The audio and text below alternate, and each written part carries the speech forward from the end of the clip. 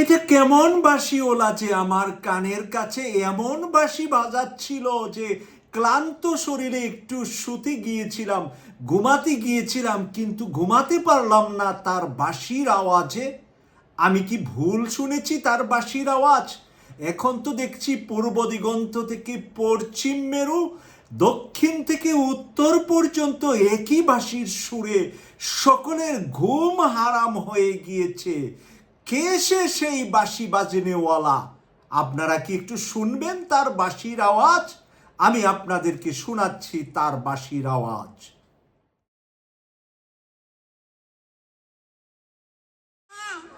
দুর্নীতি আমরা করব না, চাঁদা আমরা নিতে দেব না, দুর্নীতি আমরা সহ্য করব না। বলছিলাম জামাতে ইসলামী যদি আল্লাহর ইচ্ছা এবং জনগণের ভালোবাসায় বাংলাদেশের মানুষের সেবা করার সুযোগ পায়, তাহলে মালিক হবে না, সেবক হবে ইনশাআল্লাহ।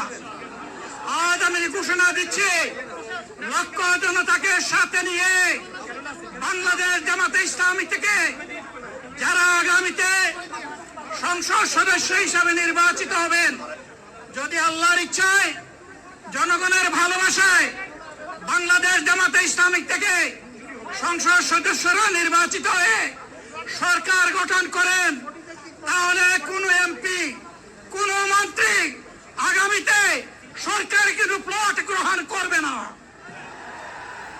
কোন এমপি এবং কোন মন্ত্রী ট্যাক্সবিহীন কোন গাড়ি চড়বে না। কোন এমপি এবং কোন মন্ত্রী তার নিজের হাতে কোনো টাকা চালাচালি করবে না।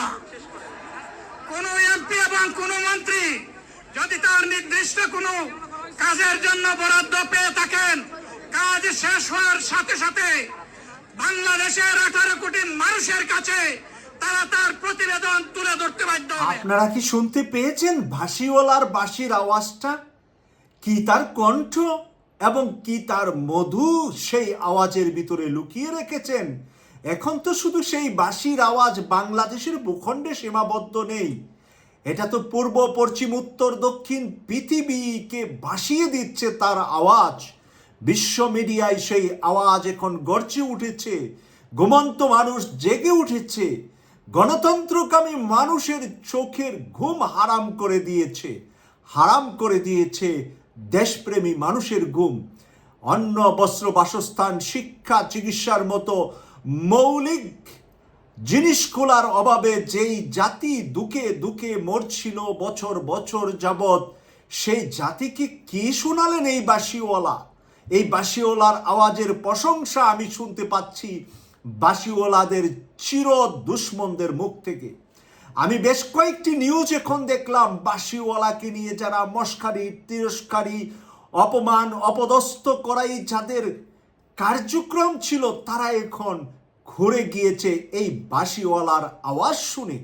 এই বাঁশিওয়ালার এই আওয়াজ শুনে তারা স্তম্ভিত, তারা অবাক হয়েছে, তারা আশ্চর্যিত হয়েছে। একজন মানুষ এই অবস্থায় কি করে এরকম কথা দেশ এবং জাতির জন্য বলে, যখন নাকি সে সোজা হয়ে পিছনে সারাটা শরীর নিয়ে পড়ে গেলেন। তাকে হাসপাতালে তাড়াহুড়া করে নেওয়ার কথা ছিল, অ্যাম্বুলেন্স আসার কথা ছিল, তার সহকর্মী অনেক ডাক্তাররা পাশে ছিলেন, কাউকে তিনি সুযোগ না দিয়ে দাঁড়িয়ে গেলেন আবার কথা বলতে। সবাই হাত ধরে ধার করে রাখতে পারলেন না, আবার বসে পড়লেন। তারপর বসে বসে মাইক টেনে তার বক্তব্যর শুরু থেকে শেষ করে নারে তাকবীরের ধ্বনি দিয়ে বিদায় নিলেন। এটা কেমন বাঁশিওয়ালা?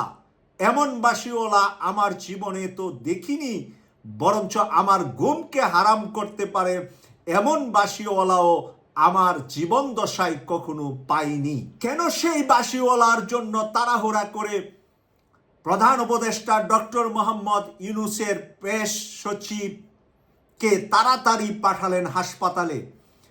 কি সংবাদ নেওয়ার জন্য আর কি সংবাদ দেওয়ার জন্য? সেখানে প্রধান উপদেষ্টার পেশ সচিব এসে দেখে সাংবাদিকদের বললেন, উনি খুব গুরুত্বপূর্ণ ব্যক্তি বাংলাদেশের এই সময়ে। কি কারণে গুরুত্বপূর্ণ ব্যক্তি মনে করছে সরকার আর প্রধান উপদেষ্টা? প্রধান উপদেষ্টা ডক্টর মোহাম্মদ ইউনূস কেন এত বিচলিত হলেন এই বাসিওয়ালার জন্য? কেন তিনি ছটফট করে যমুনায় বসে থাকতে পারছিলেন না? তার দূত পাঠিয়ে দিলেন ইবনে সিনা হাসপাতালে ধানমন্ডিতে। কেন পাঠালেন? তার দূত কি বলল মিডিয়ার সামনে? বললেন, এই মুহূর্তে ডাক্তার শফিকুর রহমান বাংলাদেশের জন্য একটি অ্যাসেট, একটি সম্পদ, একজন বিশিষ্ট রাজনীতিবিদ। তার প্রয়োজন প্রচুর আছে বাংলাদেশের জন্য। তার সুস্থতা খোঁজখবর নেওয়ার জন্য ডক্টর মোহাম্মদ ইউনূস আমাকে পাঠিয়েছেন। দ্রুততম তার সুস্থতা সকল ব্যবস্থাপনা আছে কিনা দেখতে আমি এসেছিলাম। প্রেস সচিব শফিকুল আলমের এই বক্তব্য এখন সোশ্যাল মিডিয়া, বাংলাদেশের সকল মিডিয়াতে আমরা পেলাম। সেই জন্যই আমি বললাম, বাঁশিওয়ালা কি বাঁশি এমন বাজালেন?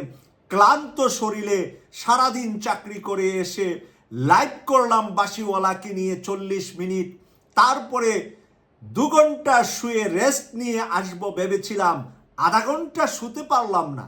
বাঁশিওয়ালার কণ্ঠে শুধু বাঁশি বাজতে থাকলো কানের সামনে, আর যেন কোনো এক অদৃশ্য শক্তি বলতে থাকলো, শুয়ে আছো মাসুক তুমি এখনো? এই বাঁশিওয়ালার কণ্ঠের বাঁশির আওয়াজটা শোনার পরেও কি করে তুমি ঘুমাতে গেলে বিছানায়? আমি যেন সেই ধরনের একটি শব্দ আমার কানে কোত্থেকে এসে ঠাস ঠাস ঠাস করে শব্দ করতে লাগলো। সেই শব্দের আওয়াজে শুতে না পেরে আবার ঘুম থেকে উঠে না ঘুমিয়ে এই বাঁশিওয়ালাকে নিয়ে কথা বলতে আসলাম আপনাদের সামনে। এই বাঁশিওয়ালা কি 1000 কিলোমিটার দূরে আমার কান শুধু ভারী করেছে তার বাঁশির আওয়াজ দিয়ে? নো, বিশ্বের বুকে হাজারো মাসুক লুকিয়ে আছে এই বাঁশিওয়ালার কণ্ঠে। বাঁশি শোনার পরে ঘুমাতে পারছেন না, কাজ করতে পারছেন না, কর্মক্ষেত্রে যেতে পারছেন না, কিছুই ভালো লাগছে না, লেখাপড়া করতে পারছেন না, শিক্ষক তার বিদ্যা পাঠ করাতে পারছেন না তার ছাত্রকে। সব জায়গায় জেগে উঠেছে এই বাঁশিওয়ালার বাঁশির আওয়াজ। বেগম খালেদা জিয়ার বৃদ্ধ এই বয়সে, তিনিও অসুস্থ, সাথে সাথে 2 জন দূত পাঠিয়ে দিলেন বেগম খালেদা জিয়া।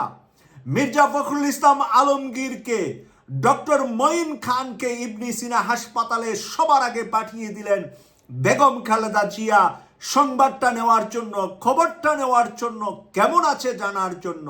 তাহলে এই বাঁশিওয়ালার প্রেমে আমি পড়েছি, নাকি ডক্টর মোহাম্মদ ইউনূস পড়েছে, নাকি বেগম খালেদা জিয়া পড়েছে, নাকি লন্ডন থেকে জনাব তারেক রহমান সাহেব পড়েছে, নাকি বিশ্বের বুকে আরো বহু আরব জাহান, ওয়েস্টার্ন কান্ট্রি সহ বহু দেশের রাজপ্রাসাদে সেই বাঁশির ওয়ালার আওয়াজে এখন ঘুম বন্ধ হয়ে সকলে ঘুম থেকে জেগে বাঁশিওয়ালাকে নিয়ে আলোচনা করছে?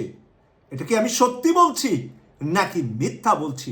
এখন কি আমি ঘুমে আছি নাকি জাগ্রত অবস্থায় আপনাদের সাথে কথা বলছি? আমি কবিতা বলছি নাকি আমার হৃদয় থেকে হৃদয়ের গাথা কিছু কথা আপনাদের সাথে শেয়ার করছি? এই হৃদয়ে এত জোরে গাঁথতে পারে নাই এই বাঁশিওয়ালা আমার সারা জীবনে। আজকের কয়েক মিনিটের তাক স্টেজ থেকে পড়ে যাওয়ার থেকে শুরু করে তার নারে তাকবীর পর্যন্ত বক্তব্যটা তার কয়েকবার দেখার পরে এই বাঁশিওয়ালাকে নিয়ে ভাবনা গবেষণা করা এখন বাংলাদেশে নয়, বিশ্বের বিভিন্ন দেশে এই বাঁশিওয়ালার উপরে গবেষণা হবে, থিসিস হবে, কেউ হয়তো পিএইচডি করবে, ডক্টরেট করবে এই ডাক্তার শফিকুর রহমানের ঐতিহাসিক রাজনৈতিক সিদ্ধান্তের বিষয়ে। এটা একটি ঐতিহাসিক রাজনৈতিক সিদ্ধান্ত নিয়েছেন ডাক্তার শফিকুর রহমান। নিজের জীবনকে বাজি রাখলেন, নিজের জীবনের চাইতে বেশি মূল্যায়ন করলেন বাংলার 18 কোটি মানুষকে, নিজের জীবনের চাইতে বেশি দেশটাকে ভালোবাসেন। আজকে উনি জানান দিলেন, উনি কি হুঁশে এই জানান দিয়েছেন নাকি বেহুশে জানান দিয়েছেন? এই মানুষটা কি সুস্থ সবল সব কিছু ছিল? যেই মানুষটা খাড়া থেকে ঠাস করে পড়ে গেলেন, সেই মানুষটা আবার উঠে দাঁড়ানোর চেষ্টা করলেন, দাঁড়াতে না পেরে বসে তার সঙ্গী সাথী ডাক্তাররা যখন তার শরীরে বারবার টেস্ট করছে, তার প্রেশারের অবস্থা কি, ব্লাডের অবস্থা কি, তার অবস্থানটা চিন্তিত, এখানে কি স্ট্রোক করবে কিনা, এখানে কিছু হয়ে যাবে কিনা, সেই বিষয়ে যখন সকলে চিন্তিত, বাঁশিওয়ালা কি আনন্দের সুরে যেন এমন বাঁশি বাজাচ্ছেন যে প্রত্যেকটা মানুষ পাখির মতো, কোকিলের আওয়াজের মতন তার আওয়াজটাই শুধু শ্রবণ করতে থাকলো। চেহারা দেখার সুযোগ নাই, অনেক মানুষ ঘিরে বসলো, সেই মানুষের ভিড় থেকে বাঁশিওয়ালা শুধু বাঁশির মাঝে তার বাজনা বাজাতেই লাগলেন। আমরা শুধু শুনতে তার প্রেমে পড়তেই থাকলাম। আজকের পরে তার প্রেম, তার ভালোবাসা মনে হচ্ছে যে বাংলার আনাচে কানাচে নয়, শুধু বিশ্বের আনাচে কানাচে ছড়িয়ে যাবে। তার আজকের এই বক্তব্য বিশ্ব মানচিত্রে কোনো রাজপ্রাসাদের রাজা, কোনো রাষ্ট্রপ্রধান, কোনো মিনিস্টার, কোনো রাজনৈতিক দলের নেতা এমন বক্তব্য এমন সময়ে দিয়েছেন তার নজির নাই। এটাই প্রথম, বা এটাই হয়তো বা শেষ হবে ডক্টর মোহাম্মদ ইউনূসের সরকারের মাঝে এই ডাক্তার শফিকুর রহমান, যে নাকি বাংলাদেশকে ভালোবাসে, আজকে তার ঐতিহাসিক প্রমাণ দিলেন। কেন বিচলিত হলেন বেগম খালেদা জিয়া? কেন বিচলিত হলেন ডক্টর মোহাম্মদ ইউনূস? কেন তাকে লাগবে? তাকে হারানো যাবে না, তার কিছু হলে দেশের কিছু হয়ে যাবে। প্রধান উপদেষ্টার পেশ সচিব এসে এই কথা কেন বললেন? ডক্টর মোহাম্মদ ইউনূস কি ডাক্তার শফিকুর রহমান ছাড়া রাষ্ট্র চালাতে পারবেন না? বেগম খালেদা জিয়া কি ভারতের বিরুদ্ধে বাংলাদেশের পতাকা উত্তোলন করতে এই ডাক্তার শফিকুর রহমান ছাড়া চলবে না? সেই কারণে বেগম খালেদা জিয়া তার টপ লেভেলের সিনিয়র 2 দূতকে পাঠিয়ে দিলেন হাসপাতালে সবার আগে। এই কথাটা যদি আজ রাজনীতিবিদদের বুঝতে সময় লাগে, আমি বুঝবো আপনারা রাজনীতিতে এখনো বাংলাদেশের অবস্থানটা কি সেই জায়গায় বোঝার চেষ্টা করছেন না। বাংলাদেশের অবস্থাটা হলো একটি চূড়া পাহাড়ের উপরে আগ্নেয়গিরিতে যেরকম ধাঁধা করে আগুন জ্বলছে, ধাঁধা করে আগুনের লেলিহা বাহির হচ্ছে, সেই লেলিহার মাঝে দাঁড়িয়ে আছে এখন বাংলাদেশ। এই বাংলাদেশের শক্তিশালী একটা ফোর্স আছে, সেই ফোর্সের নাম হলো বাংলাদেশ জামাত ইসলামী, বাংলাদেশ ইসলামী ছাত্র শিবির। এই বাংলাদেশ জামাত ইসলামী আর এই বাংলাদেশ ইসলামী ছাত্র শিবির ছাড়া এই মুহূর্তে নরেন্দ্র মোদীর কুকর্মের বিরুদ্ধে, ভারতীয় আগ্রাসনের বিরুদ্ধে বাংলাদেশের মানচিত্রকে রক্ষা করা দুরূহ হবে বাংলাদেশের সকল রাজনৈতিক দল মিলে। তাই ডাক্তার শফিকুর রহমান বেঁচে থাকা, ডাক্তার শফিকুর রহমানের প্রয়োজনীয়তা উপলব্ধি করেছেন রাষ্ট্রের প্রধান উপদেষ্টা ডক্টর মোহাম্মদ ইউনূস, রাষ্ট্রের 3 বারের প্রধানমন্ত্রী এবং সাবেক রাষ্ট্রপতির স্ত্রী বেগম খালেদা জিয়া।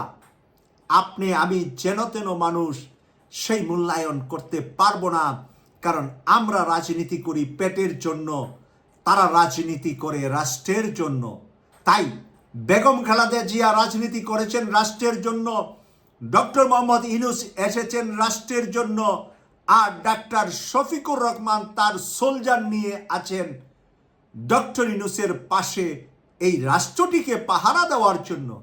তাই আজকের এত কিছু ঘটে যাচ্ছে রাষ্ট্রের ভিতরে এই কয়েক ঘন্টা সময়ের মাঝে। তাই আপনাদের সামনে এই বাঁশিওয়ালার এই মুহূর্তের ব্রেকিং নিউজগুলো নিয়ে কথা বলছি। আবারও পরবর্তীতে আরও কোনো ব্রেকিং নিউজ থাকলে কথা বলবো। কেটিভি 24-কে সাবস্ক্রাইব করে আমাদের হাতকে শক্তিশালী করবেন, আরও যেন ব্রেকিং গুরুত্বপূর্ণ নিউজগুলো নিয়ে আপনাদের পাশে কথা বলতে পারি। এই প্রত্যাশা রেখে বিদায় নিলাম। আমি সৈয়দ মাসুক, লন্ডন থেকে। আল্লাহ হাফেজ।